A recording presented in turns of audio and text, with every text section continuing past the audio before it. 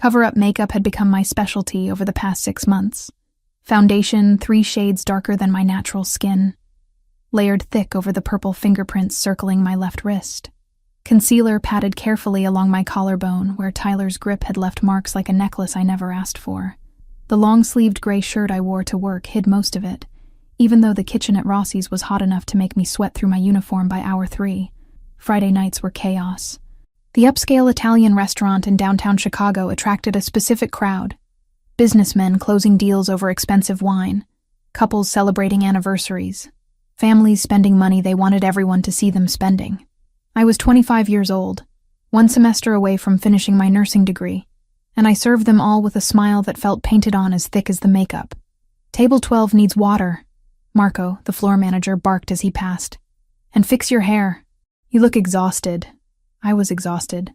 Tyler had kept me up until 3 a.m., pacing our apartment, throwing accusations like punches until the actual punches came. My crime this time, refusing to quit school. He wanted me home, available, dependent. The nursing program was my escape plan, though I'd never said that out loud. 6 more months until graduation. 6 more months until I could support myself and Megan, without relying on tips and Tyler's increasingly unpredictable moods. I tucked a strand of light brown hair back into my ponytail and grabbed the water pitcher. My reflection in the polished chrome surface showed shadows under my blue-gray eyes that no amount of concealer could hide. 25 going on 50, my classmate had joked last week. She'd meant it kindly, but the truth stung. Table 12 was in the VIP section, cordoned off by velvet ropes and ambient lighting that cost more to install than I made in 6 months. 4 men sat there, all wearing dark suits that fit with the kind of precision that meant tailored, not bought off a rack. The air around them felt different, charged with the kind of authority that made other diners instinctively lower their voices when passing nearby. The man at the head of the table made me pause mid-step. He was maybe 33, with black hair styled back from a face that belonged on old Italian paintings in museums. Strong features, a jawline that could cut glass, and eyes so dark they looked black in the restaurant's dim lighting. A thin scar traced along the left side of his chin, white against olive skin. His suit jacket hung on the back of his chair. White shirt open at the collar, revealing a thick gold chain that caught the light when he moved. I'd served hundreds of wealthy men. This one felt different. Dangerous, maybe, or just powerful in a way that didn't need volume or theatrics. "Water?" I offered, keeping my voice steady. "Please," he said. His accent was subtle, American, but shaped by something else underneath. Italian heritage, probably, given the restaurant choice and the gold chain. And menus for my associates. I distributed menus, filled water glasses, went through my rehearsed spiel about tonight's specials. The man at the head of the table, the one with the scar, didn't look at his menu. He watched me instead. And not in the way customers usually did. Not assessing, not objectifying. Observing. Like he was reading a language written in my posture and movements. "I'll give you a few minutes to decide," I said, already backing away. Back in the kitchen, I pressed my palms against the stainless steel counter, trying to slow my heartbeat. The heat from the industrial ovens made the air thick, hard to breathe. Maria, another server, gave me a concerned look while plating desserts. "You okay, Hannah?" "Fine. Just tired." "Table 12 is Dominic Marino," she whispered, glancing toward the VIP section through the kitchen window. "He owns half the Italian businesses on the north side. Be extra careful with them. Marco's been stressed all week knowing he was coming." I nodded, filed the information away, and went back to work. Over the next hour, I served appetizers, entrees, more wine. Dominic Marino remained quiet throughout, letting his associates carry the conversation while he ate with precise, economical movements. But I felt his attention tracking me even when I wasn't at their table. Every time I passed nearby, every time I served another section, those dark eyes found me. It should have felt invasive. Instead, it felt like being seen for the first time in months. I was clearing their appetizer plates when it happened. My sleeve caught on the edge of a water glass. I grabbed for it, overcorrected, and stumbled. The tray tilted dangerously, 6 expensive wine glasses sliding toward catastrophe. Dominic's hand shot out faster than I could process, catching my elbow, steadying me before disaster struck. "Careful," he said quietly. His grip was firm, but not painful. Nothing like Tyler's hands, which always squeezed too hard, left marks that lasted days. This was controlled strength, power that chose restraint. But in steadying me, he'd pushed my sleeve up past my wrist. The bruises were visible, unmistakable. 4 distinct finger marks, purple fading to yellow at the edges, circling my arm like a brand. Dominic's eyes dropped to my wrist, then rose to my face. The temperature in the room seemed to drop 10 degrees. Something shifted in his expression, a coldness settling in that made the air feel heavier, more dangerous. "Who did that to you?" The question came out flat, but underneath it ran something volcanic. His 3 associates had stopped talking, all attention suddenly on our interaction. "I'm sorry," I stammered, pulling my arm back, tugging the sleeve down with my free hand. "I'm fine. It's nothing. That's not nothing. I hit it on a door. Stupid accident. I'm clumsy sometimes." His dark eyes held mine for 3 seconds that felt like 3 hours. He knew I was lying. I knew he knew. But something in his face told me he wouldn't push, wouldn't force me to admit what we both understood. "Be more careful," he said finally, releasing my arm with deliberate gentleness. "Doors can be dangerous." The way he said doors made it clear we were no longer talking about furniture. I finished clearing their table with shaking hands, hyper-aware of his attention tracking my every movement for the rest of the meal. He noticed when I adjusted my sleeve 3 times in as many minutes. Noticed when I flinched at Marco's raised voice from across the room. Noticed the careful way I carried heavy trays, favoring my left side where my ribs still ached from Tuesday's argument. When I brought the check, I expected him to say something else, to push the issue. He didn't. Just signed the receipt with elegant script, stood, and buttoned his jacket with practiced ease. His associates filed out first, nodding respectfully to him before leaving. Dominic paused beside the table, and I realized he'd left something behind. $500 bills sat folded under his water glass, crisp and new. Underneath, a business card with embossed lettering on the front and a phone number written in neat script on the back. "In case you ever need help with any more doors," he said, meeting my eyes one last time. "Day or night. That number reaches me directly." Then he walked out, moving through the restaurant with the kind of presence that made people step aside without conscious thought. I stood there with trembling hands, staring at a tip that represented 2 weeks of work and a business card that felt heavier than it should. Marco appeared at my elbow within seconds, eyes wide. "What did you do to earn that?" "Nothing," I said truthfully.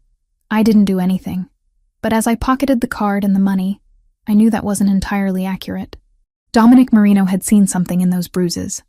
Something that triggered a response I didn't fully understand. Recognition, maybe. Or rage on behalf of someone he didn't even know. The rest of my shift passed in a blur. I served tables, smiled at customers, avoided Marco's suspicious glances. But my mind kept returning to that moment when Dominic's hand had caught my arm. The careful way he'd held me, like I was something fragile that might break with too much pressure. Tyler had never touched me like that. Not even in the beginning, when things were good. His hands always took, demanded, controlled. This stranger's hands had steadied, protected, then released without expectation. By the time I clocked out at midnight, October rain had started falling, turning Chicago's streets slick and reflecting neon signs in distorted colors. I pulled my thin jacket tighter, already dreading the bus ride home and whatever mood Tyler would be in when I got there. The business card sat in my wallet, right behind my driver's license where I'd see it every time I looked. I should have thrown it away. Should have taken the tip as luck and forgotten the whole encounter. Should have known better than to accept anything from a man like Dominic Marino, whose name Maria had spoken with a mixture of respect and fear. Instead, I traced my fingers over the embossed letters as I waited for the bus, memorizing the number on the back even though I told myself I'd never use it, just in case, because for the first time in 6 months, someone had noticed. Someone had seen past the smile and the makeup and the lies about doors. And that small recognition felt like oxygen after months of suffocating. The bus arrived, doors hissing open. I climbed aboard, found a seat near the back, and watched Chicago blur past the rain-streaked windows. Tomorrow I had an 8-hour clinical rotation at the hospital, then another shift at Rossi's. Tomorrow Tyler would probably apologize like he always did, swear it wouldn't happen again like he always did, make promises we both knew he wouldn't keep. But tonight, I had $500 and a phone number, and the memory of dark eyes that had looked at my bruises with something that felt dangerously close to fury.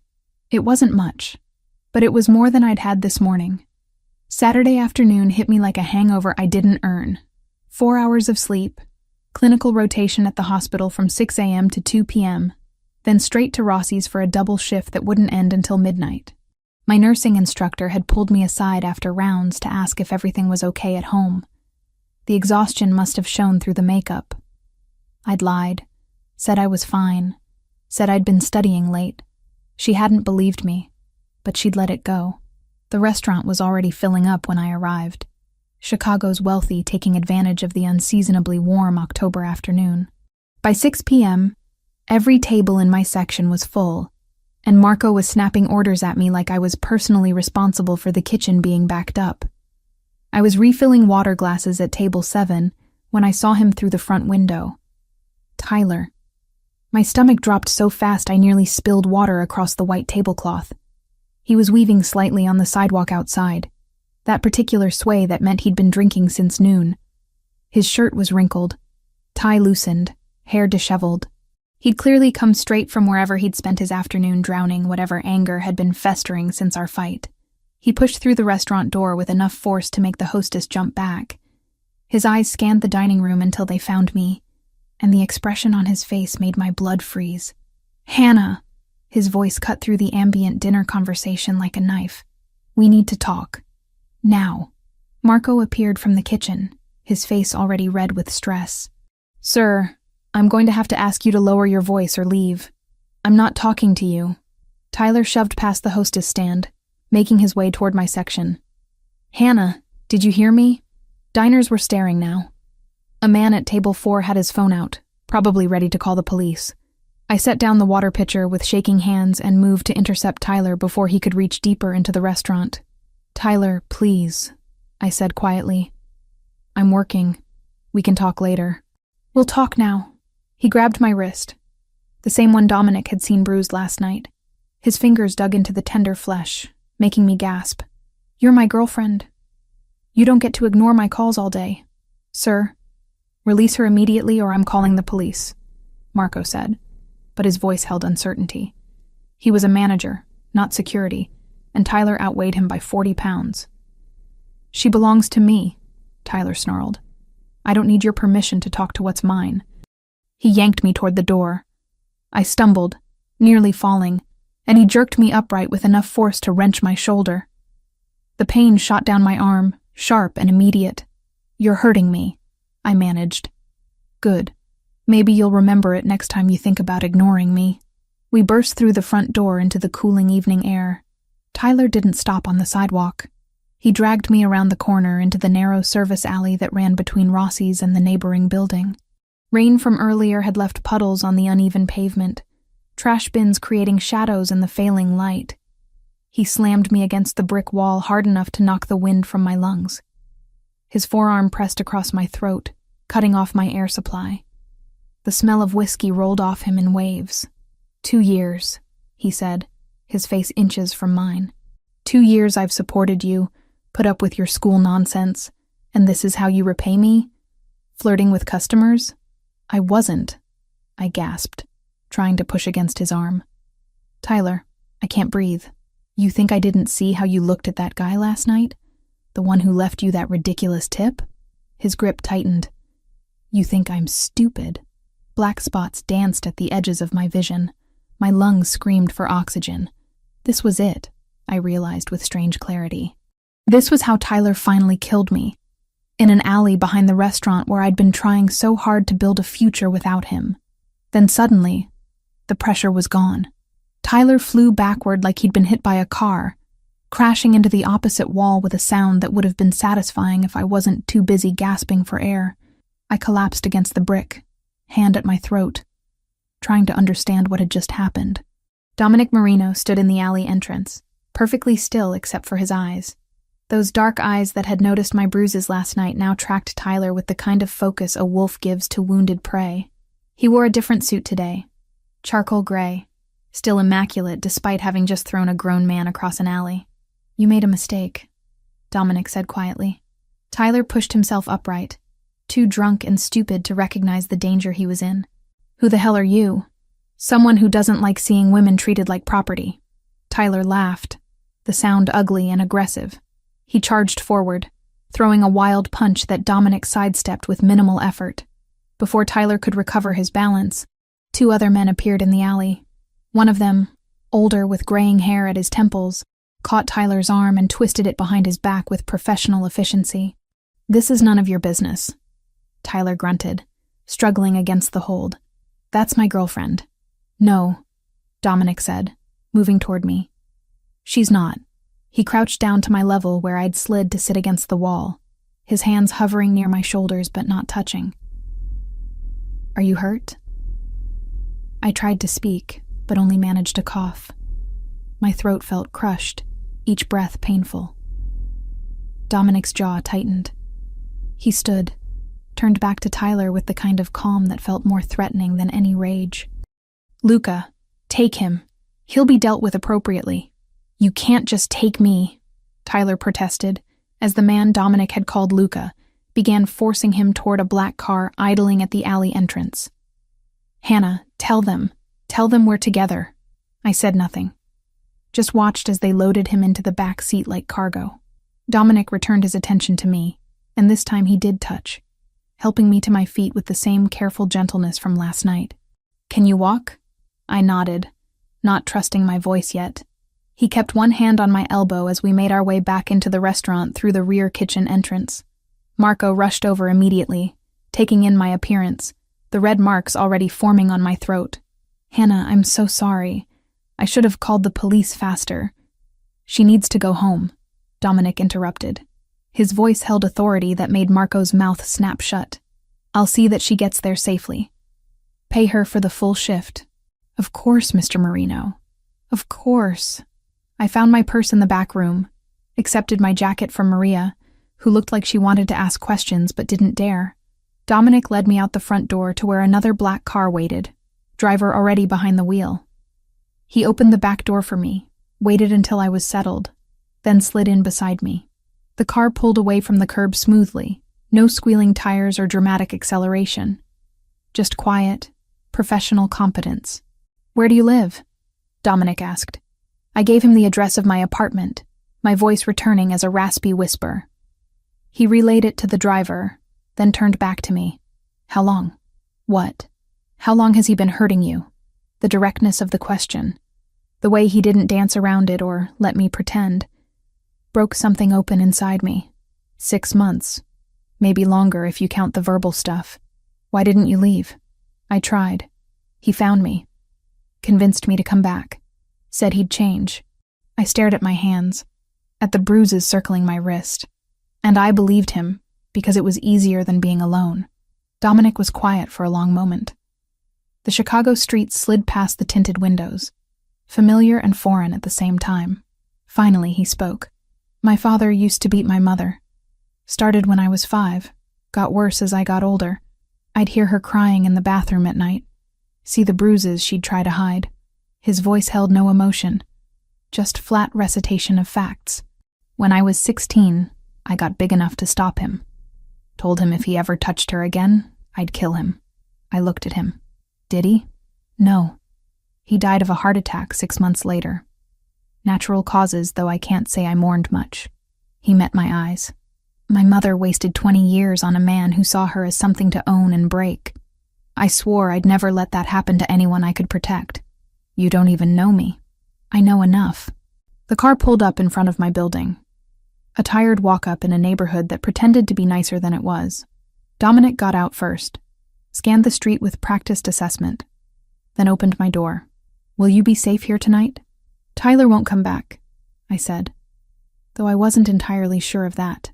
"No," Dominic agreed. "He won't." Something in the way he said it made me understand that Tyler Crawford would never bother anyone again. I should have been horrified. Should have demanded to know what dealt with appropriately, actually meant. Instead, I felt the first full breath I'd taken in 6 months. I watched Dominic's car pull away from the curb, taillights disappearing into Chicago's Saturday night traffic. My apartment building stood behind me, 5 stories of weathered brick and broken promises. The street was quiet, too quiet after the chaos of the evening. Tyler's keys were still in my purse. His toothbrush sat in my bathroom. His clothes hung in half my closet. But somehow, standing there alone on the sidewalk, I knew he'd never use any of them again. The knowledge should have terrified me. Instead, I felt nothing but an exhausted kind of relief. I climbed the 3 flights to my apartment, each step reminding me of new bruises forming under my clothes. The lock turned smoothly. Inside, everything looked exactly as I'd left it that morning. Dishes in the sink, nursing textbooks scattered across the coffee table, Megan's school photos on the refrigerator. Normal. Safe. Mine. I locked the door, engaged the chain, then checked every window twice. Old habits from 6 months of living with someone who used his fists when words failed him. Except now the person I was afraid of wouldn't be coming back. Sleep didn't come easily. I lay in bed staring at the ceiling, replaying Dominic's words. He'll be dealt with appropriately.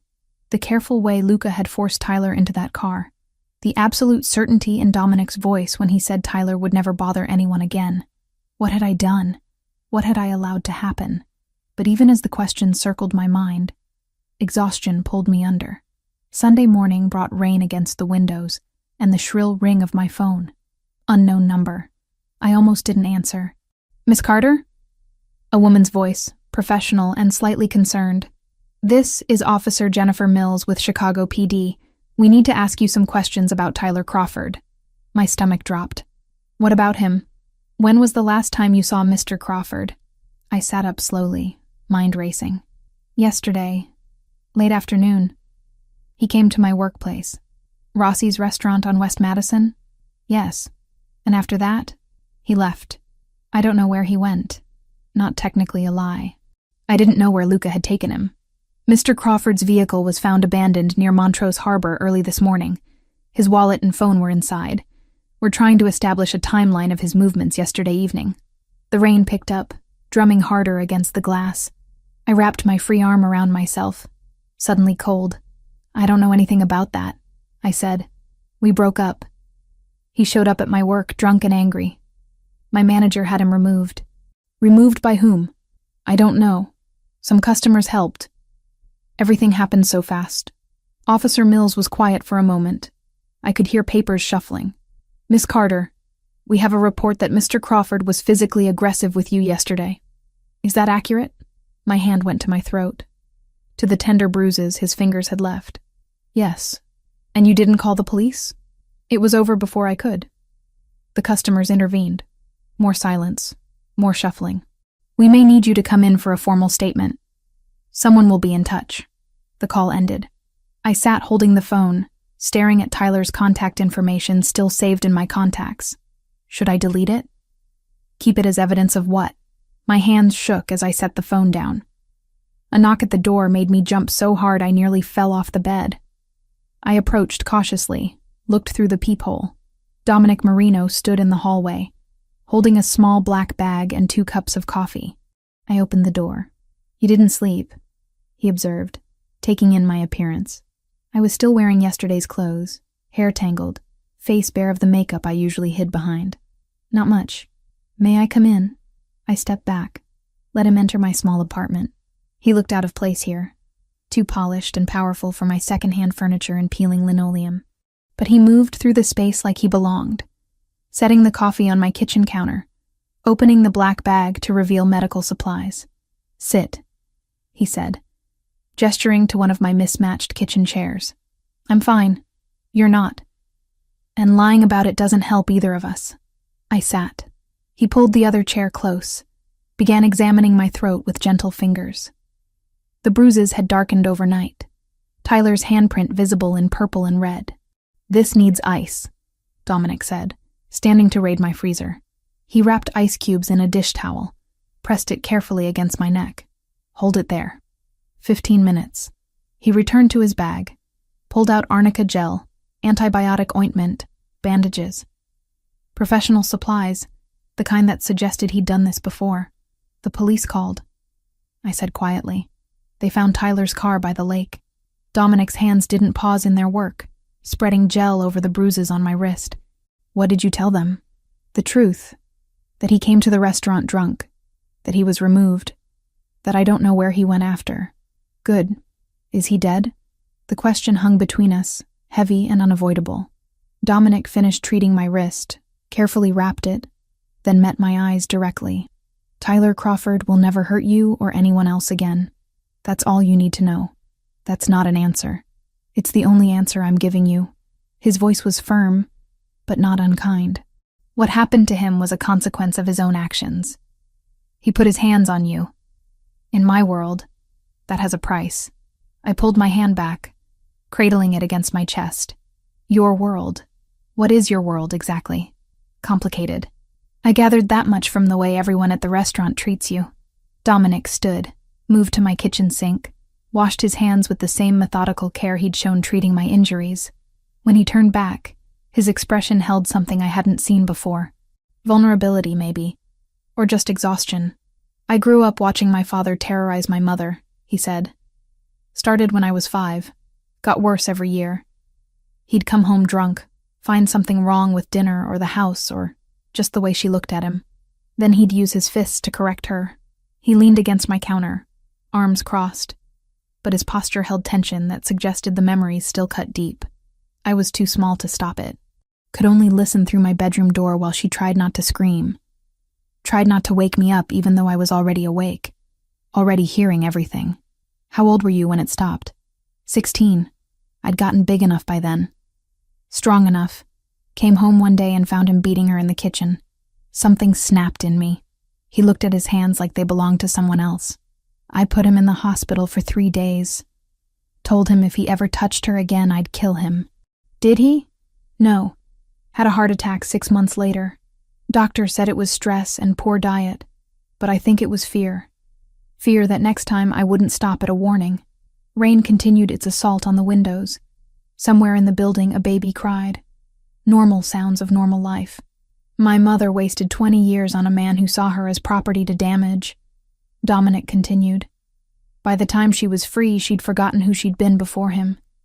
That's what men like Tyler do. They don't just hurt you physically. They erase you piece by piece until there's nothing left but fear. I was going to leave, I said. After graduation. I had it planned. New city, new job. He wouldn't have been able to find me. Maybe. Or maybe he would have. And next time there wouldn't be anyone to pull him off you. Dominic moved back to the table, crouched down so we were eye level. I'm not asking for gratitude. I'm not asking for anything. But I need you to understand that what happened to Tyler wasn't random violence. It was protection. Of you. Of the next woman he would have hurt. Of everyone his existence threatened. The ice had melted in the towel I held against my throat. Dominic took it from me. Disappeared into my bathroom. Returned with a fresh, cold compress. The police will investigate, he said, pressing the new compress into my hand. They'll ask questions. They'll probably talk to you again. All you know is that Tyler showed up at your workplace drunk and aggressive. Customers intervened, and you never saw him after that. The truth. Selective truth. The safest truth. He stood, packed up his medical supplies with efficient movements. At my door, he paused.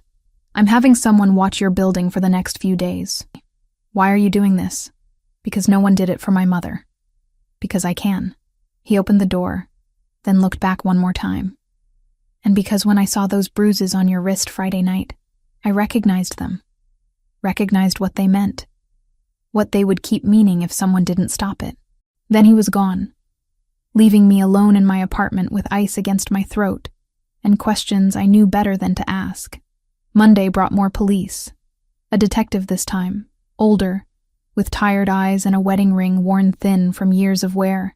He sat across from me in my living room, asking the same questions Officer Mills had asked, looking for inconsistencies that didn't exist because I'd told the truth. Just not all of it. You and Mr. Crawford were in a relationship for 2 years, Detective Williams said. reviewing his notes. Were there previous incidents of violence? Yes. Did you ever file a report? No. Why not? Because Tyler had convinced me it was my fault. Because filing a report would have made it real. Because I was ashamed. I gave the detective a simpler answer. I was scared. He nodded like he'd heard it before. Probably had. The customers who intervened at the restaurant Saturday night. Can you describe them? It happened fast.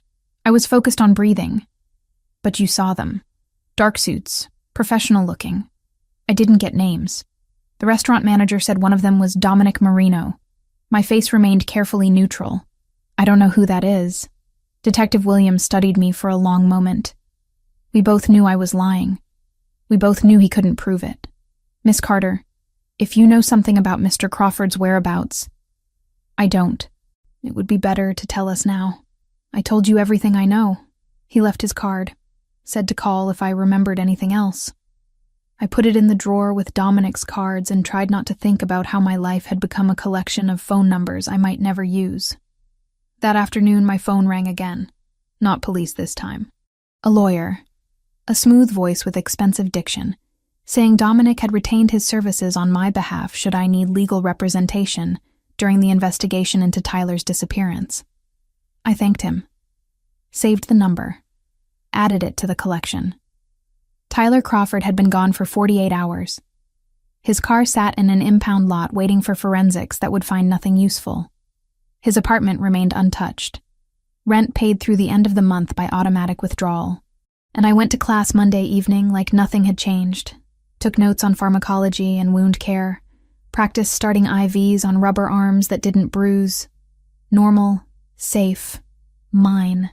The bruises on my throat would fade. The ones on my wrist already looked better thanks to Dominic's careful treatment. In a week, maybe 2, there would be no physical evidence Tyler had ever touched me. But I'd carry the weight of what I'd allowed to happen for much longer than that. 10 days passed with the strange rhythm of a life suspended between before and after. Tyler Crawford remained missing. His mother called me twice, voice shaking, asking if I knew anything. I told her the same thing I told the police. No. Detective Williams stopped by the restaurant once more. Asked the same questions in different words. Left with the same non-answers. And through it all, Dominic Marino appeared at Rossi's every night like clockwork. He never sat in anyone else's section. Never made a show of it. Just requested table 12, ordered dinner, left tips that Marco stopped commenting on after the 3rd night. We didn't talk much beyond the necessary exchange of orders and pleasantries, but his presence felt like a shield I hadn't known I needed. Thursday afternoon, I was between my pharmacology lecture and the start of my shift when my phone rang. Unknown number, but I'd started answering those since Tyler disappeared. Is this Hannah Carter? A woman's voice, professional but urgent. Yes? This is Northwestern Memorial Hospital. Your sister Megan Carter was brought in an hour ago following a motor vehicle accident. She's stable, but we need you here. The world tilted. My backpack slipped off my shoulder, hitting the sidewalk with a thud that barely registered. Is she okay? What happened? She has a concussion and we're monitoring for internal injuries. The doctor will explain everything when you arrive. How soon can you get here? I looked around the street corner where I'd stopped, calculating. Bus to the train to the hospital, maybe an hour if everything connected perfectly. Megan alone and scared for an hour. I'm coming now, I managed, already moving. The buses in Chicago ran on spite and prayer during rush hour. I stood at the stop, watching 3 pass by, too full to take more passengers, panic building with each minute. Megan was 16. She was supposed to be invincible. She was supposed to be the one thing in my life Tyler hadn't touched, hadn't ruined. A black car pulled up to the curb. The window rolled down, and Dominic looked out at me. Get in. I didn't question it. Didn't ask how he knew where I was or what I needed. Just yanked open the door and climbed into the back seat. Northwestern Memorial, I said. My sister Megan. She's in the emergency room. They said there was an accident. I know. He was already giving directions to his driver. I have people who monitor things that matter. You received a call 12 minutes ago from the hospital. I was 3 blocks away. The car moved through traffic with aggressive efficiency, the driver navigating gaps I wouldn't have attempted. I pressed my hands together to stop them shaking. "She's only 16, I said to no one in particular. "Our parents died 3 years ago. Car accident, drunk driver. She was 13. I promised them I'd take care of her." Dominic didn't offer empty reassurances. "Just let me talk." Tyler hated how much attention I gave her. Said I treated her like she was more important than him. She was. She is. She's the only family I have left. I looked at my hands, at the fading yellow bruises on my wrist. "If something happens to her, nothing is going to happen to her," Dominic said with certainty I desperately wanted to believe. "Northwestern has excellent trauma care. She's in the right place." We made it to the hospital in 17 minutes. Dominic followed me through the emergency room doors, and his presence somehow made the triage nurse move faster, call for the attending physician immediately instead of making me wait. Dr. Patel met us in a consultation room, a young woman with kind eyes and careful hands as she pulled up Megan's scans on a computer screen. "Your sister has a moderate concussion and bruised ribs from the seatbelt," she explained, pointing to the images. "We've done a CT scan that shows no internal bleeding. She was very lucky. The other driver ran a red light, T-boned the passenger side where Megan was sitting. If she'd been driving, we'd be having a different conversation." Relief hit so hard I had to sit down. Dominic's hand found my shoulder, steadying. "Can I see her?" "She's asking for you. Room 3. Megan looked impossibly small in the hospital bed, one side of her face swollen and bruised, an IV running into her left arm. But her eyes opened when I entered, and she tried to smile. "Hey," she said, voice hoarse. "Sorry, I know you had work." I sat in the chair beside her bed, took her uninjured hand. "Work doesn't matter. Nothing matters except you being okay. My friend's mom was driving. She's fine too. Her car is totaled, though." Megan's eyes filled with tears. "I'm sorry, Hannah.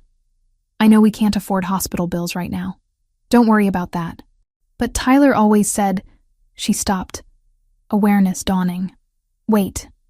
Where is Tyler? He usually shows up when something happens to lecture me about being more careful." I'd been so focused on getting to the hospital I hadn't prepared for this question. Megan was smart, observant. She'd noticed Tyler's absence eventually, but I'd hoped for more time. "Tyler and I broke up," I said carefully. "He's not around anymore." "Good." The vehemence in her voice surprised me. "He was terrible to you." "I hated him." "Megan? I'm not stupid, Hannah. I saw the bruises. I heard him yelling through the phone.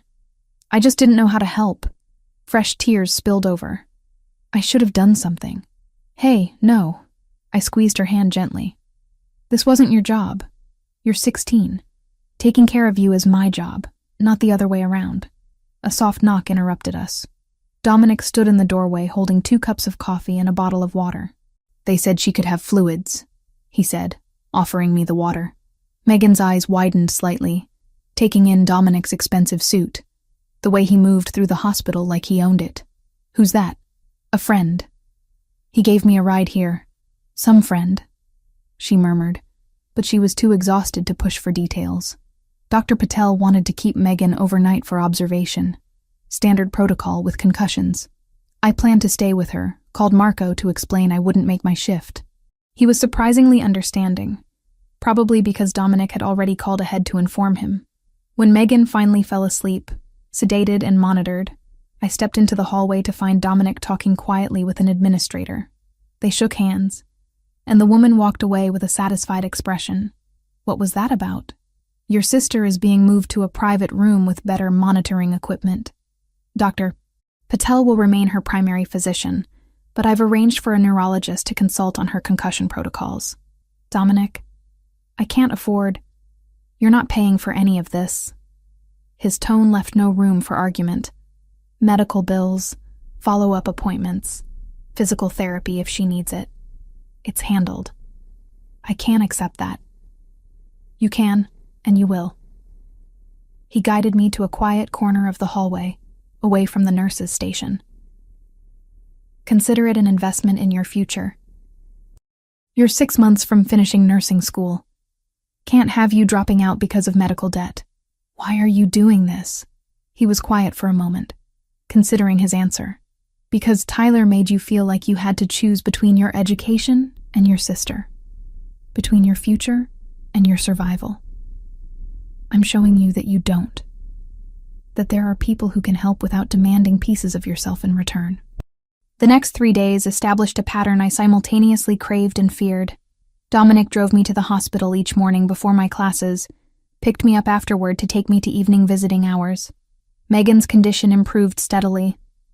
The private room he'd arranged had a window overlooking Lake Michigan, equipment that beeped reassuringly through the nights I spent in the uncomfortable chair beside her bed. On the 4th day, Megan was discharged with strict instructions about rest and concussion monitoring. Dominic's driver brought us home, carried the flowers and cards Megan had received from her school friends, up 3 flights of stairs without complaint.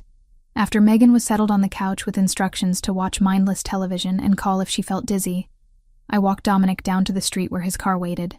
"Thank you," I said, "for everything. I don't know how I would have managed without you. You would have found a way. You're resourceful." He opened the car door, paused. "I'll be at Rossi's tonight. Table 12. I'll be working." "I know." He drove away, and I climbed back upstairs to find Megan watching me through the window with calculating interest. That evening at the restaurant, I served Dominic his usual table. We didn't talk about the hospital or Megan or Tyler's absence. Just went through our familiar routine. Wine, appetizers, entrees, the kind of easy conversation that felt like coming home. Luca, the man who'd helped remove Tyler from the alley, sat with Dominic. As I cleared their dessert plates, I overheard fragments of conversation. "The Russian organization is asking questions," Luca said quietly. "They know you've been spending time with someone. They're looking for leverage. Then they'll be disappointed." Dominic's voice held steel. "Hannah is under my protection. That's not negotiable. Protection is one thing. But if this becomes more than that, if she becomes something you care about beyond obligation, they'll exploit it. You know how this works. I know exactly how it works, which is why I'm prepared." I pretended not to hear, moved to the next table, but the conversation stayed with me.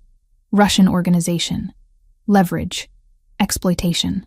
Words that painted a picture of danger I was only beginning to understand. When Dominic left that night, he placed his usual generous tip under his water glass, but underneath was a new card, with an address written in his handwriting. "Dinner," he said as he passed me. "Tomorrow night, not here. Somewhere we can actually talk." I pocketed the card and watched him leave, already knowing I'd go even as every rational part of my brain screamed that getting closer to Dominic Marino meant stepping deeper into a world that would change me in ways I couldn't predict. But he'd saved me from Tyler, cared for Megan without hesitation, shown me kindness that expected nothing in return. For the first time in 6 months, someone saw me as more than an obligation, or a target, or a burden. And that feeling was more dangerous than any Russian organization could ever be. Megan came home on a Wednesday afternoon, 2 weeks after the accident that had nearly given me a heart attack. The security system Dominic's people installed took 3 hours, involved cameras I couldn't see, and sensors on every window. The technician, a quiet man who spoke only when necessary, handed me a card with instructions and a number to call if anything malfunctioned. "Mr. Marino wants you to feel safe," he said before leaving. Megan watched the installation from the couch, ice pack against her ribs, curiosity written across her healing face. When we were finally alone, she didn't waste time. "So, who is he really?" she asked. "The guy who paid for my private room and the neurologist and apparently our new Fort Knox security system. Someone who helps people. That's not an answer. It's the only one I have right now." She studied me with 16-year-old wisdom that sometimes felt older than my 25 years. "Tyler's been gone for 2 weeks. The police haven't found him. And suddenly we have a mysterious benefactor who shows up everywhere you need him. I'm not stupid, Hannah." "I know you're not." "Did he kill Tyler?" The question landed like a physical blow. I sat down beside her, careful not to jostle her injured ribs. "What would you say if I told you I don't know for certain?" "I'd say Tyler deserved whatever happened to him." Her voice held steel I'd never heard before. "I'd say I'm glad he's gone and I hope he never comes back." "Megan, no, You need to hear this. I saw what he did to you. The bruises you thought you were hiding. The way you flinched when your phone rang. How you stopped laughing and stopped talking about your future like it mattered. Tears filled her eyes. I was terrified he was going to kill you, and I didn't know how to stop it. I pulled her into a careful hug, mindful of her injuries. It's over now. That's what matters. That night, after Megan fell asleep in her room, I lay in my bed staring at the ceiling and finally let myself ask the question I'd been avoiding. What had I done? I'd allowed Tyler to disappear. Hadn't called the police when Luca forced him into that car. Hadn't demanded answers when Dominic said he'd been dealt with appropriately. Just accepted it. Accepted the relief of Tyler's absence without questioning the method. Sleep came eventually, but with it came dreams. Tyler's face. The alley. His hands around my throat. But this time when Dominic pulled him away, I watched Tyler get dragged into darkness that swallowed him whole. Heard him screaming my name, begging me to help. I woke up gasping, sheets soaked with sweat, 3 a.m. glowing on my alarm clock. My hands shook as I got water from the kitchen, checked that Megan was still breathing peacefully in her room. Tried to convince myself that the nightmares didn't mean I was a terrible person. By the third night of the same dream, exhaustion had worn me down to nothing. Thursday evening, I showed up for my shift at Rossi's looking like I'd been through a war. Marco took one look at me and suggested I go home. I refused.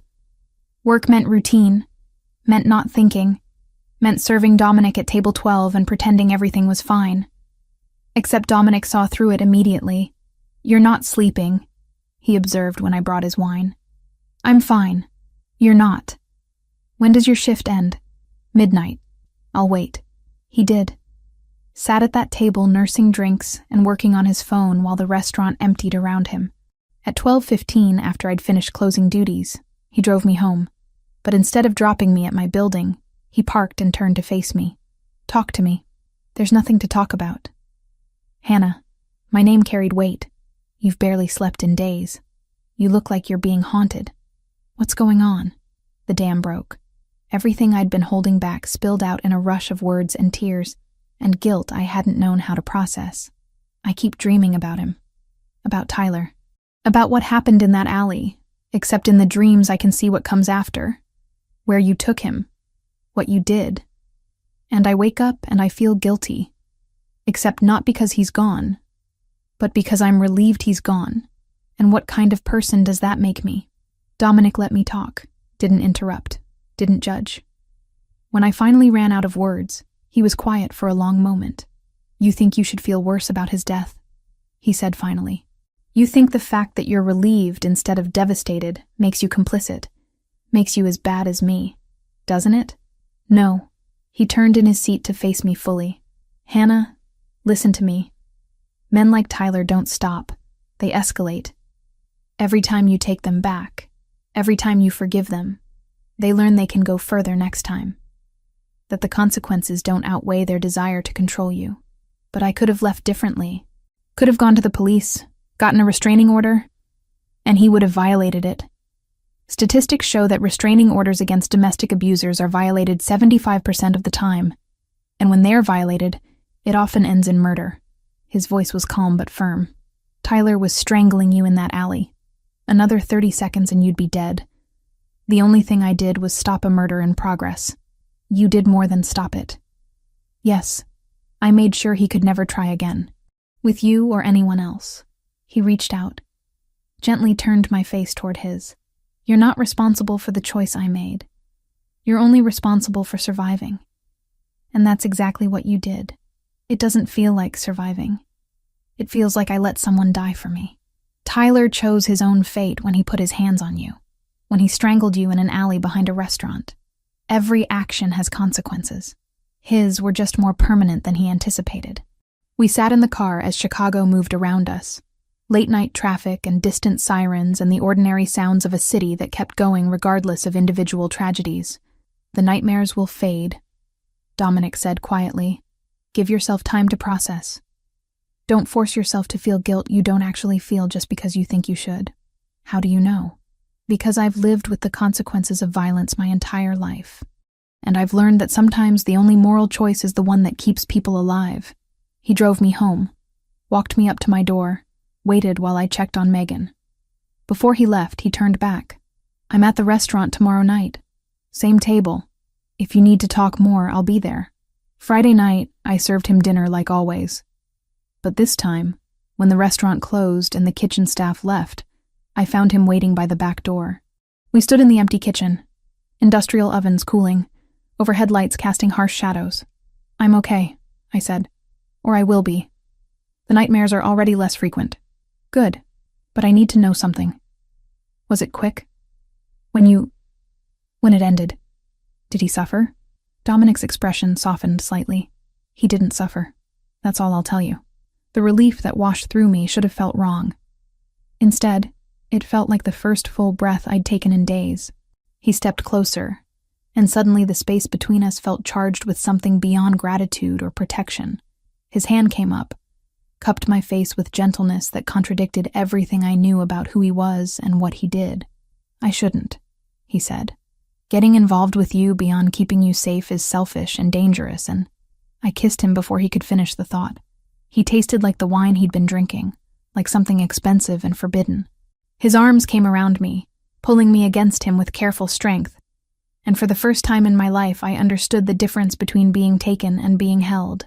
When we broke apart, both breathing hard, his forehead rested against mine. "This complicates everything," he murmured. "I know.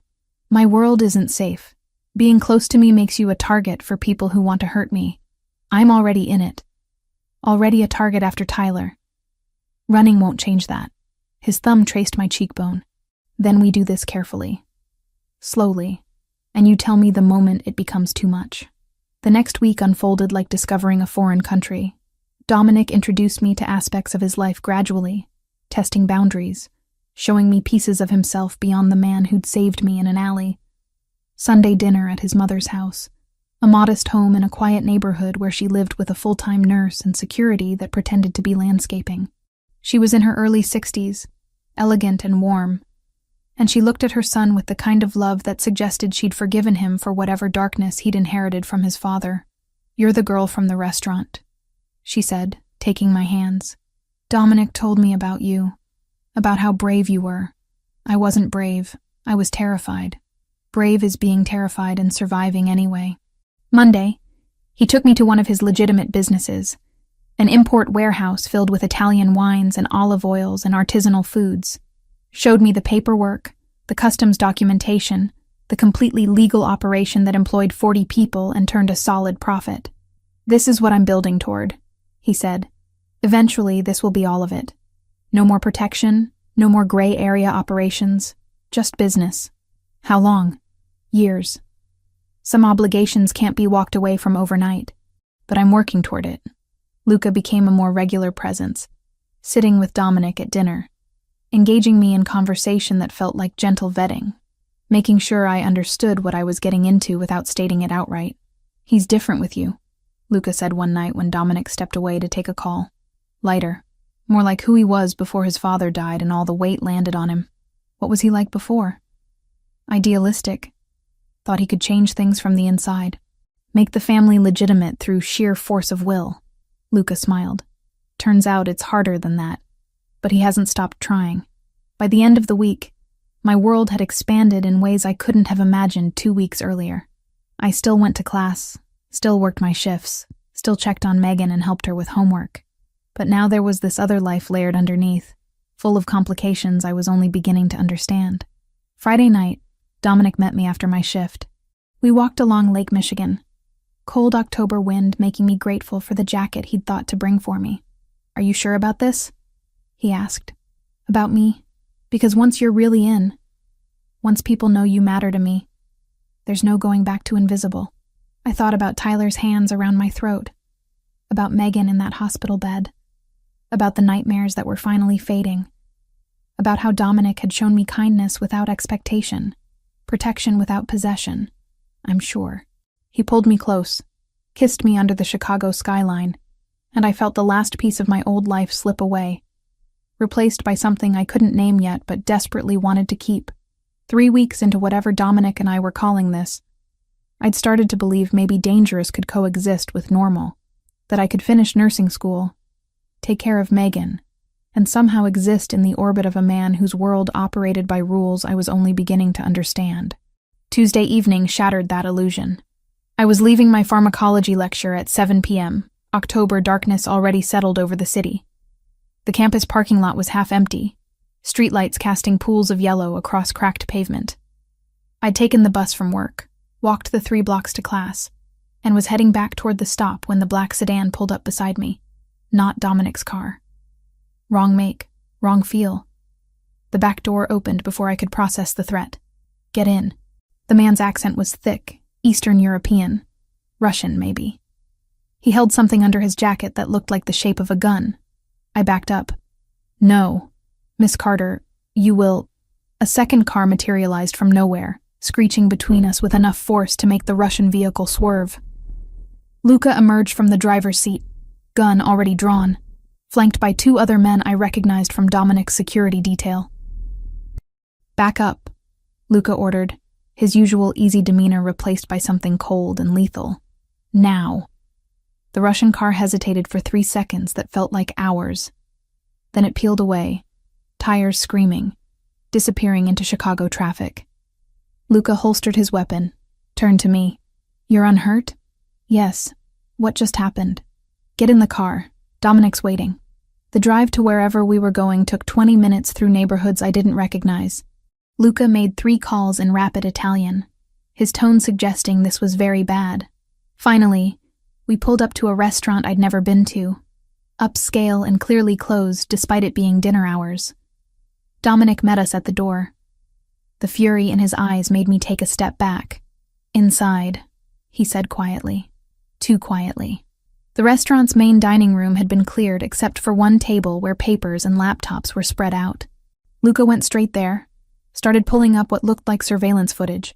Dominic guided me to a different corner, hands on my shoulders, checking for injuries I didn't have. I'm fine, I said. Luca got there before anything happened. Before anything happened this time. His jaw was tight, that scar on his chin standing out white against flushed skin.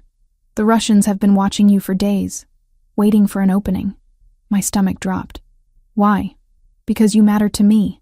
Because hurting you hurts me, and they want leverage.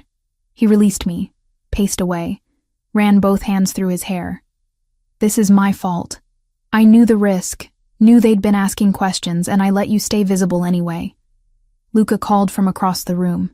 The plates are registered to a shell company we've tracked to the Volkov operation. They're based north of the city. Been trying to move into port territory for 6 months. How many men do they have? Dominic asked. 30, maybe 40. Enough to be a problem. I moved closer to the table, looked at the surveillance footage playing on the laptop.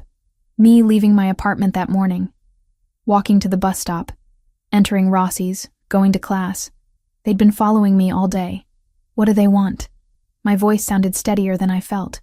You, Dominic said bluntly, as leverage to force me into giving up port access.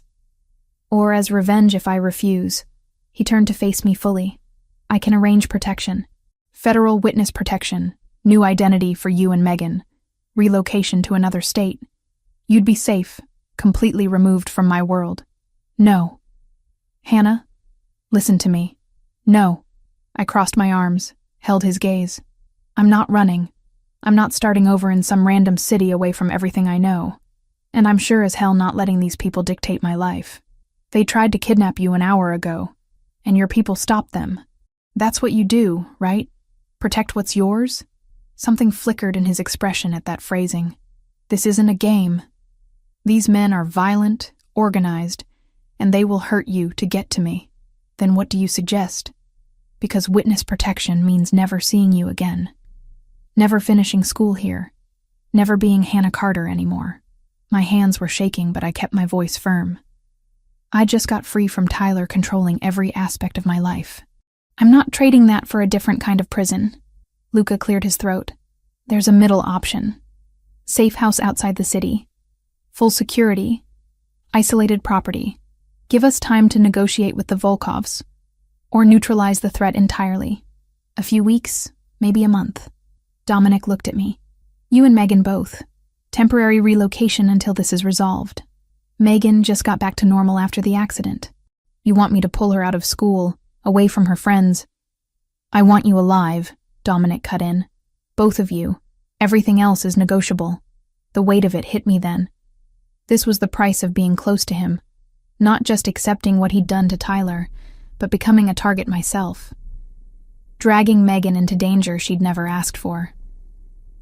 How long? I asked quietly. 2 weeks minimum, possibly longer depending on how negotiations go.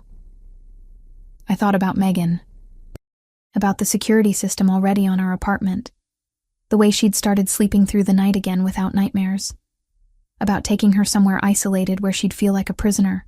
But I also thought about that Russian car, about the man with something gun-shaped under his jacket, about what would have happened if Luca hadn't been following me. I need to tell Megan myself, explain everything, no more half-truths. Dominic nodded. We packed tonight. You're both moved by midnight. The safe house turned out to be a mansion an hour north of Chicago, set back from the main road behind gates and walls that looked like they could withstand a military assault. 6 bedrooms, modern kitchen, and enough security equipment to run a small surveillance operation. Megan stood in the marble foyer, backpack still on her shoulder, looking around with wide eyes. This is insane, she said. I know. How long are we here? I don't know. A few weeks, maybe. She turned to face me fully. And this is because of Dominic? Because people want to hurt him through you? Yes. So we're prisoners. We're protected. Same thing. But her voice held resignation rather than anger. She'd processed enough trauma in the past month to understand that safety sometimes looked like confinement.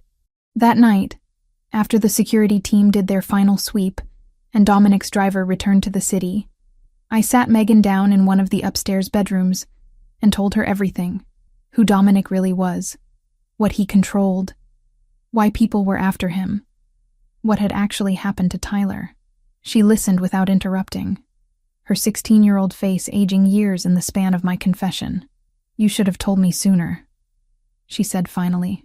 I was trying to protect you. From what? The truth? Hannah, I'm not a kid. She stood, moved to the window overlooking dark grounds lit by security lights. Tyler's gone because Dominic killed him. We're here because Dominic's enemies want revenge. Our entire lives changed because you fell in love with someone dangerous. I'm sorry. Don't be sorry. She turned back. I hated Tyler. I was terrified every day that he'd finally go too far and I'd come home to find you dead. At least this danger comes with actual protection, instead of just more violence. Over the next 2 weeks, the mansion became our entire world. Dominic visited 3 or 4 times. Always at night. Always with Luca and extra security. During those visits, he and I found spaces to be alone. Conversations that stretched into early morning. The Volkovs are negotiating, he told me one night while we sat in the library overlooking the grounds. Other Italian families in the region are backing me. They understand that letting Russians gain a foothold sets a bad precedent. What happens when this is over? Depends how it ends. If we reach an agreement, territorial boundaries get redrawn. They keep what they have, we keep ours, everyone stays in their lanes. And if you don't reach an agreement? His silence was answer enough. I'm trying to do this differently, he said after a long pause. My father would have gone to war immediately. Bodies, headlines, chaos. I'm attempting diplomacy backed by the threat of force rather than immediate violence. It's slower, more complicated, but fewer people die. That's why you want to go legitimate eventually. You're tired of this. I'm tired of choosing between bad options and worse ones, of measuring decisions and potential casualties. He pulled me closer, and I rested against his shoulder. When I saw that footage of you being approached today, when I realized how close they'd come to taking you, I wanted to burn their entire operation to the ground. But you didn't. No, because that's what they expect. What they want, probably. Give them justification for escalation. Turn this into open warfare. His arm tightened around me. You make me want better outcomes. More careful choices. A future that isn't just measured in body counts and territory. During the day, while Dominic was handling business in the city, Megan and I fell into a strange routine. I did classwork remotely, My professors accommodating after I cited family emergency. Megan video called her friends, kept up with schoolwork, complained about missing her boyfriend, and slowly adjusted to our gilded cage. "You really love him," she observed one afternoon while we made lunch in the massive kitchen. "I think I do. Even knowing what he is? Maybe because of what he is. He's honest about it. Doesn't pretend to be something cleaner than reality. I thought about Tyler, who'd seem normal and safe until he wasn't. I'd rather have dangerous and transparent than normal and secretly violent. That's kind of messed up." "Yeah, it probably is." The second week, Dominic arrived with news that negotiations were progressing. The Volkovs had agreed to a summit meeting, neutral territory, all major families represented. If it went well, Hannah and Megan could go home within days. "And if it doesn't go well?" I asked. "Then we're here longer while I handle it another way." That night, lying beside him in the massive bedroom, I asked the question I'd been avoiding. "What happens after? When we go back to Chicago and this is resolved, what do you want to happen?" "I want to finish school. Keep working at Rossi's until I graduate. Take care of Megan." I paused. "And I want to keep seeing you. Keep this, whatever it is. It won't be safe. Even after the Russians back down, there will be others. People who see you as weakness to exploit." "I know. And you still want it?" I thought about the past month. About Tyler's death and Megan's accident and Russian kidnappers and living in a mansion that was really a prison. About Dominic's hands treating my bruises with gentleness Tyler had never shown. About the way he looked at me like I mattered more than territory or power, or any of the things his world valued. I still want it. He kissed me then, slow and deep, and for those few hours the danger and complications faded into something simpler. Just two people choosing each other despite every reasonable argument against it. 3 days later, Luca arrived with news that the summit had succeeded. Terms agreed, boundaries set, peace established. We could go home. Megan actually cried with relief. I felt it too. That desperate need for normal life, even though I knew normal would never look quite the same again. Dominic drove us back to Chicago personally, made sure the apartment security was reinforced, stayed while we unpacked the few things we'd taken. Before he left, he pulled me aside. "This won't be the last threat. You understand that?" "I understand. And you're still choosing this. Choosing me. I'm still choosing you." He left, and I stood in my small apartment that felt enormous after 2 weeks in a mansion, and tried to convince myself I'd made the right decision. Megan appeared beside me, backpack over her shoulder, heading to her room. "You did, you know," she said. "Did what?" "Make the right choice. For both of us." She smiled slightly. "At least this way we know what we're up against." Returning to normal life felt like trying to fit into clothes that no longer matched my shape. Everything looked the same on the surface. My apartment, my shifts at Rossi's, my nursing classes. But I moved through it all like a ghost, hyper-aware of the security cameras Dominic's people had installed, the way Luca's men watched from unmarked cars on my street. The weight of knowing I'd chosen this. 3 days after coming back from the safe house, Dominic asked me to dinner. Not at a restaurant, but at a brownstone in a quiet neighborhood I'd never visited. Luca drove me there, silent and professional, then disappeared once Dominic opened the door. "This is one of my properties," Dominic explained, leading me through tastefully furnished rooms. "I use it for meetings that need privacy. Tonight, it's just us." He'd cooked. Actual cooking, not takeout disguised on nice plates. Pasta with a sauce that smelled like someone's grandmother had spent hours perfecting it. Fresh bread. Wine that probably cost more than my textbooks. "You cook?" I asked, surprised. "My mother insisted I learn. Said no woman should have to take care of a man who couldn't feed himself." He plated the food with careful attention. She was very clear about what kind of man my father wasn't, what kind of man I should become instead. We ate at a small table overlooking a garden lit by string lights. For 20 minutes we talked about nothing important. My pharmacology exam, his meeting with suppliers, Megan's school projects, normal conversation that felt surreal given everything underneath it. Finally, Dominic set down his fork and met my eyes directly. "The Russian situation is resolved. Completely. Territory agreements are in place, backed by every major Italian family from Chicago to Milwaukee to Detroit. The Volkovs understand that touching you means war with organizations they can't afford to fight. Relief washed through me. So we're safe. From them, yes. But Hannah, there will always be others. Smaller operations looking for leverage, rivals from other cities, federal investigations that might try to use you as pressure. You'll never be completely invisible again. I'd known this was coming. Had spent 3 days thinking about it, playing out scenarios, trying to imagine futures that diverged at this single decision point. I can arrange everything, Dominic continued. New identities for you and Megan. A city of your choice, somewhere far from Chicago. Jobs already arranged, housing set up, enough money that you'd never worry about finances. You could finish nursing school anywhere, start fresh where no one knows your connection to me. And you? I'd stay here, continue what I'm doing. We'd have no contact for your own protection. It would be like we never met. The thought made my chest tighten.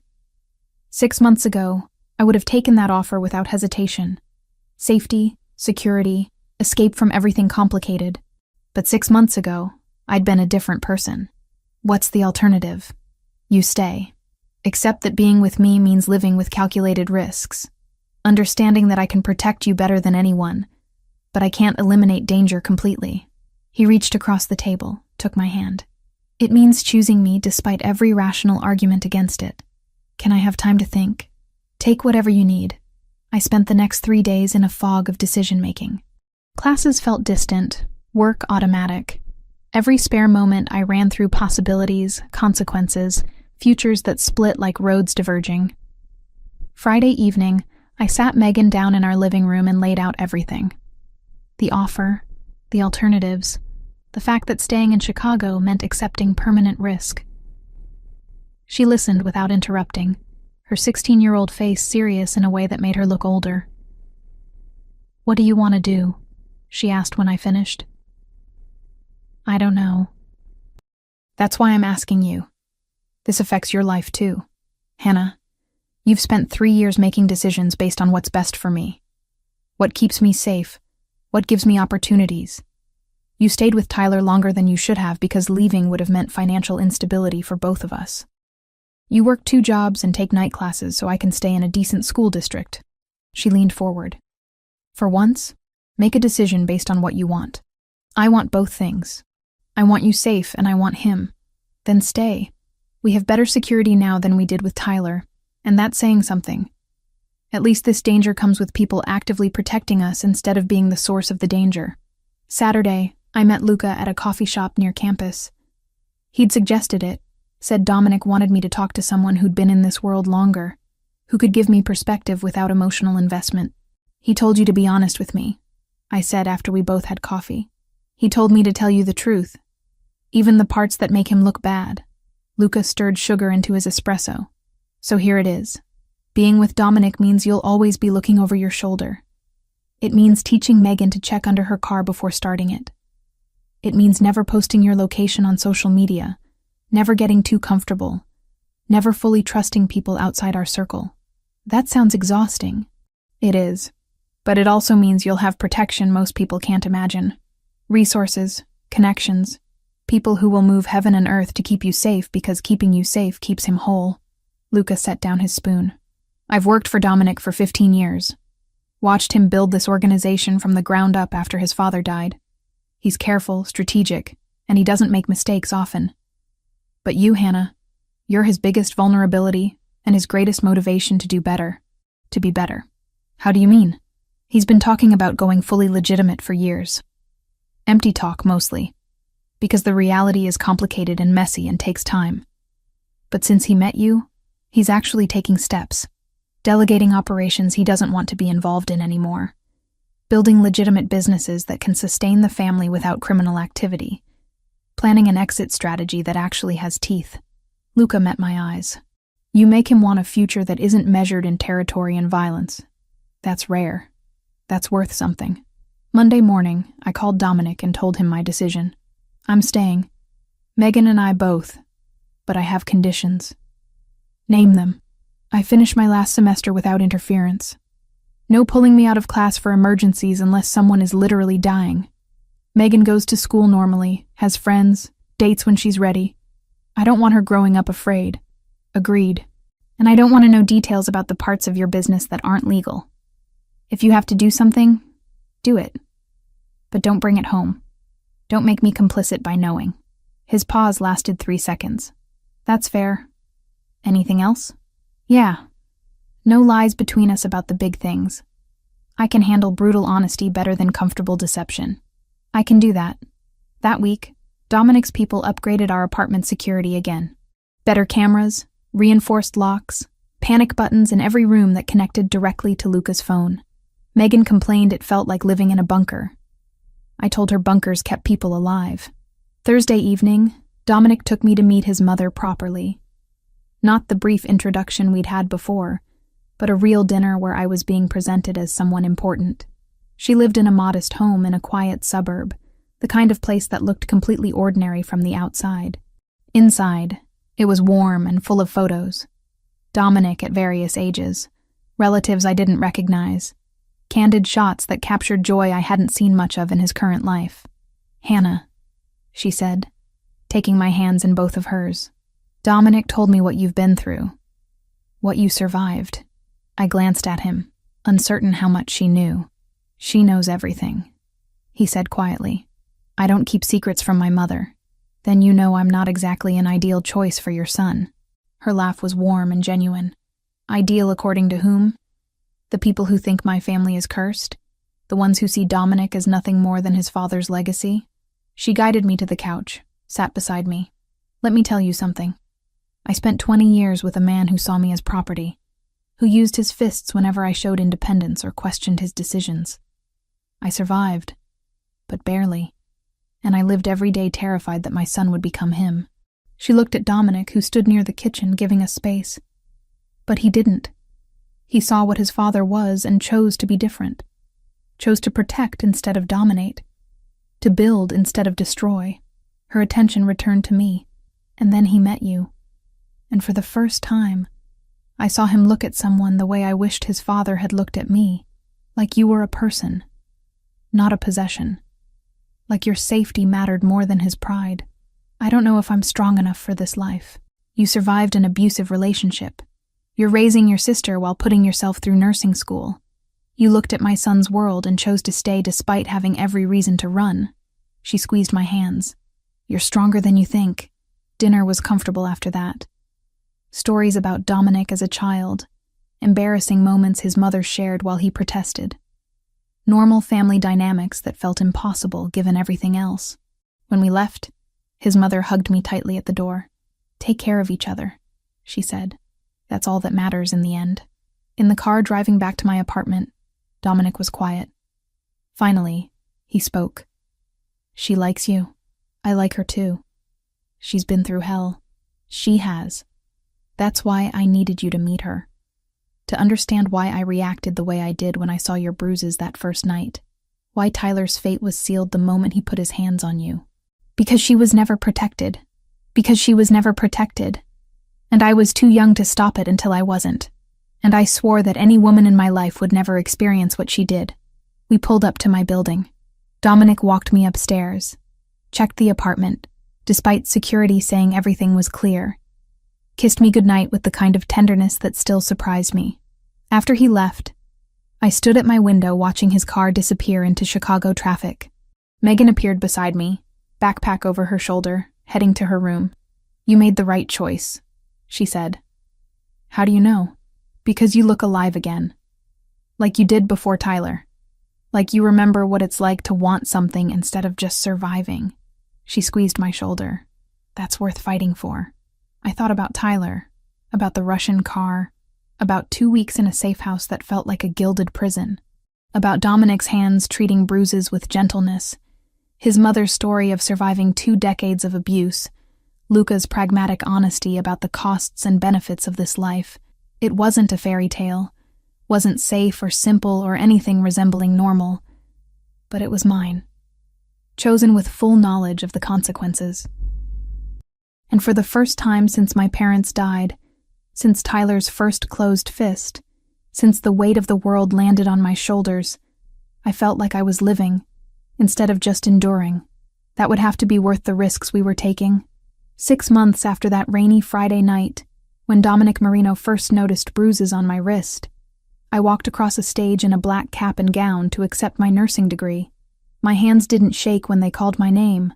I'd earned every credit hour through night classes and clinical rotations that left me exhausted, through Tyler's abuse and his disappearance, through Russian threats and 2 weeks in a safe house, through choosing a life that looked nothing like the safe, normal future I'd once imagined. Megan sat in the third row, screaming loud enough that people turned to stare.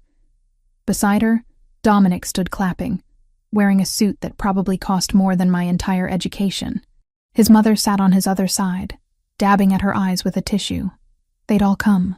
My strange, complicated family held together by choice rather than blood.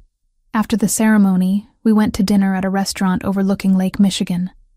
Not Rossi's, where I still picked up occasional shifts when Marco needed help. Somewhere nicer, where Dominic had reserved a private room, and the menu didn't list prices. To Hannah, his mother said, raising her wine glass, who worked harder than anyone I know to get here. To New Beginnings, Luca added from his seat at the end of the table. To my sister, Megan said, who's basically a superhero disguised as a normal person. I blinked back tears, overwhelmed by how much had changed in half a year. The hospital job had started 2 weeks ago. Northwestern Memorial, ironically the same place where Megan had been treated after her accident. I worked the emergency department 3 12-hour shifts a week, saw everything from gunshot wounds to heart attacks to kids who'd swallowed things they shouldn't have. It was exactly what I'd trained for. Exactly what I'd dreamed about during those endless shifts at Rossi's.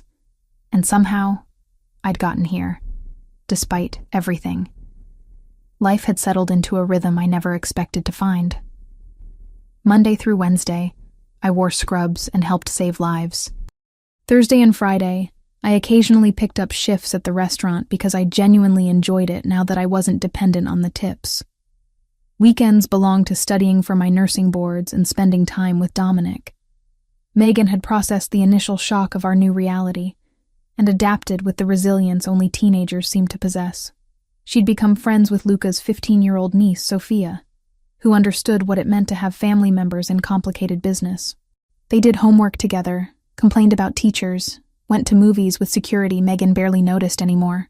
Her grades had actually improved. Turned out not living in constant fear of Tyler's explosions freed up mental energy for things like calculus and chemistry. She's thriving, her guidance counselor had told me during parent-teacher conferences. Whatever changes you made at home, keep doing them. If she only knew. Dominic had kept his promises too. Over the past 6 months, I'd watched him systematically delegate operational control to Luca and a council of advisors. He still attended meetings, still commanded respect, still held final authority. But the day-to-day violence, the direct involvement in activities I didn't want to know about, he'd stepped back from. Instead, he focused on the legitimate businesses, the import warehouses, the restaurants, the real estate holdings. Building something that could sustain without criminal revenue. It'll take years, he told me one night while we lay in his bed overlooking the Chicago skyline. Some obligations can't be walked away from overnight. Some relationships require maintenance, but I'm working toward it. I know you are. Does it bother you that I can't just leave it all behind immediately? I'd thought about that question for a long time before answering. No, because you're honest about it. You don't pretend to be something you're not, and you're actually trying, which is more than most people in your position would do. We'd established rules that made it work. I didn't ask about the parts of his business that operated in shadows. He didn't bring problems home that would force me to know details I couldn't unknow. When he had to handle something, he handled it. When he came back, we didn't discuss it. Trust built on brutal honesty about what we could and couldn't share. It wasn't perfect. Some nights I woke up from nightmares about Tyler, about Russian cars, about dangers I couldn't see. Some nights Dominic came home tense and distant, carrying weight he wouldn't let me share. But we were building something real, messy and complicated and nothing like the fairy tales, but real. After dinner, Dominic suggested we walk along the lakefront despite April's lingering cold, Megan and his mother headed home with Luca, giving us space that felt deliberate. Lake Michigan stretched dark and endless beside us, Chicago's lights reflecting off the water in fractured patterns.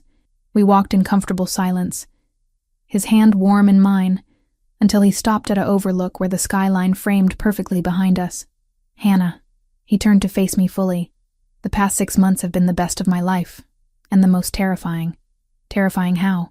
Because I've spent my entire adult life controlling variables, minimizing risks, building structures that protect what matters.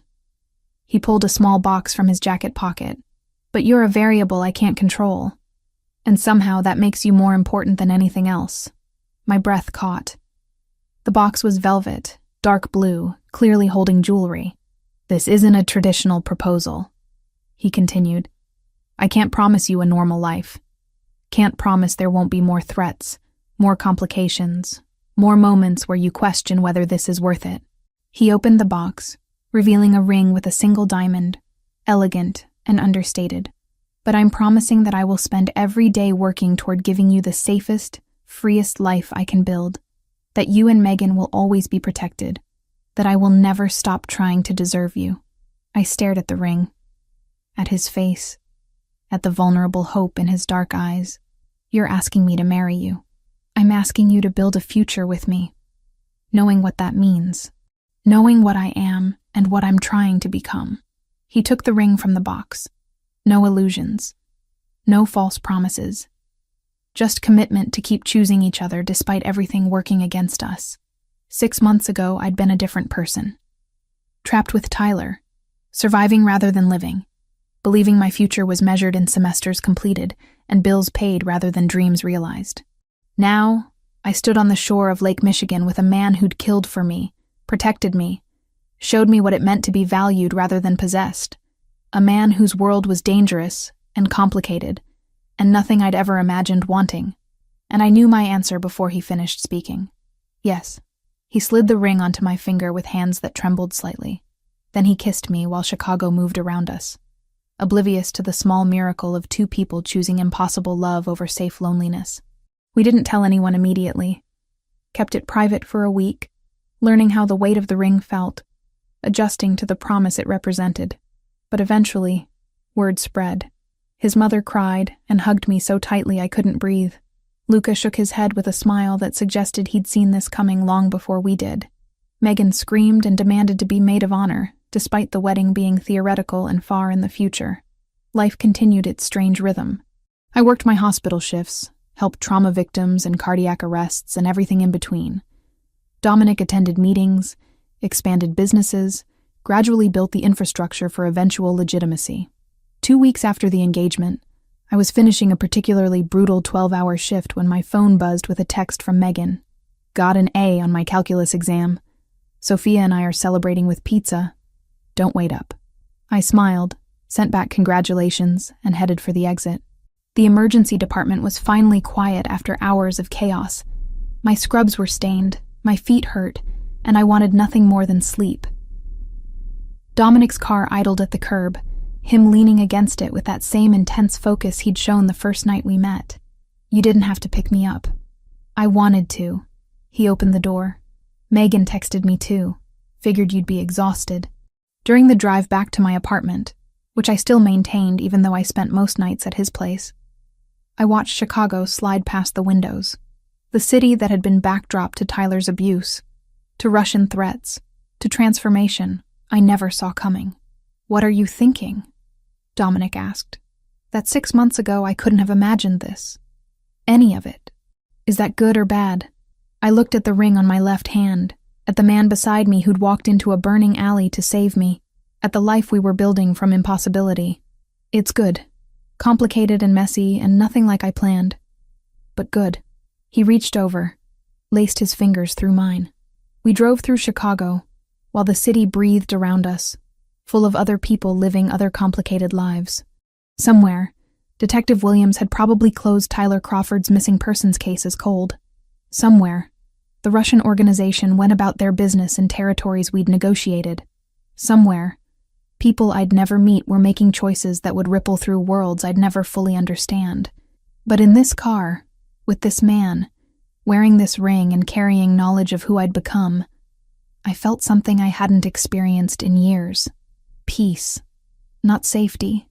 Not certainty. Just peace with the choices I'd made and the future I was building. It would never be a fairy tale. Would always carry risks normal people never faced. But it was mine. Chosen consciously. Built on foundation of honesty rather than illusion. And that was worth everything I'd survived to get here.